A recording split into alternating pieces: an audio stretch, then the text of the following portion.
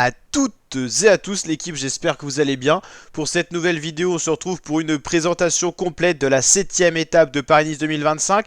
Étape dont le tracé a été totalement modifié en raison des conditions météorologiques. Cette étape a été annexée d'un col, le col de la Colmiane, tout simplement parce qu'il n'est inaccessible en raison des conditions météorologiques. Le froid, la neige et les routes glissantes ont poussé les organisateurs de Paris-Nice à supprimer cette difficulté dans la journée. En tout, 2 côtes ont donc été supprimées et annexées à cette étape qui ne fait désormais plus que 109 km à la place des 150-160 prévus de base. On aura donc dans le début de l'étape le passage dans Nice, la côte d'Aspremont, 9 km à 5% de moyenne, et ensuite la montée sèche vers Oron qui ressemble du coup au tracé de la Loge des Gardes. Une montée sèche où il y aura certainement des attaques, mais pas de montée on va dire préparatrice de cette ascension finale, pas d'écrémage possible on va dire avant, si ce n'est possible dans la toute première côte de la journée, mais qui paraît bien trop loin de l'ascension finale pour que les hostilités se lancent dès la côte d'Aspremont.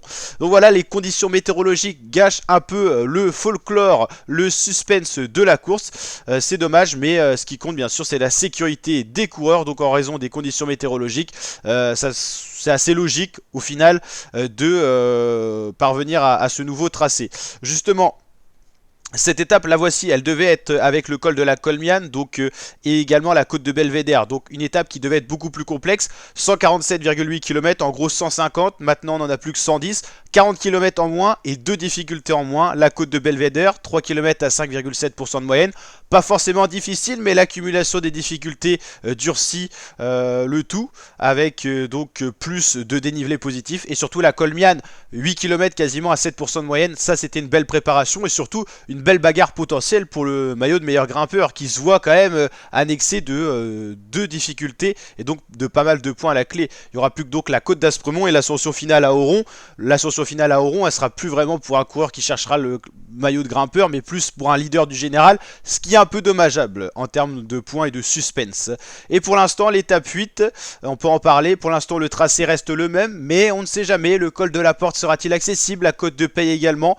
Le col des 4 chemins notamment, ça sera sûrement possible en raison de la hauteur qui n'est pas très élevée, mais on peut penser au col de la Porte qui peut être difficile d'accès, donc à voir comment les conditions météorologiques vont évoluer si celles-ci permettent de garder le tracé initial. Mais vraiment on aimerait bien au moins garder cette étape entière avec toutes les difficultés pour avoir du suspense au moins pendant la dernière journée, un peu de spectacle quand même, mais bien sûr il faut faire attention à la sécurité des coureurs. Le classement général qui a totalement changé à l'issue de la 6e étape, qu'on attendait vraiment calme, je vous incite à aller voir le résumé. Les coups de bordure ont piégé de nombreux leaders, Joao Almeida, Lenny Martinez ont très certainement perdu le classement général à l'issue de la 6e étape qui paraissait anodine, mais dont les conditions météo, la pluie, le froid et le vent surtout ont poussé les coureurs à se battre un petit peu déjà pour le général dans une étape qui était dédiée aux sprinters.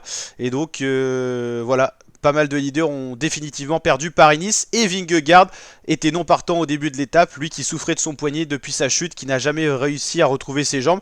Peut-être n'avait-il pas aussi la forme de son équipier Jorgensen et par, on va dire, ego, il s'est peut-être retiré aussi de la course. Je ne sais pas s'il était vraiment blessé, mais en tout cas, il s'est retiré de cette course de Paris-Nice et lui n'aura pour l'instant jamais gagné Paris-Nice. Et je crois qu'il n'a même pas gagné d'étape sur Paris-Nice, ce coureur-là, Vingegaard. Donc voilà, j'espère que cette vidéo vous a plu. N'hésitez pas à liker, partager, vous abonner. On se retrouve pour un week-end de Paris-Nice et également du tournoi Destination, donc Intégral Sport sur la chaîne YouTube. Ciao les fratés et à très bientôt pour de prochaines vidéos.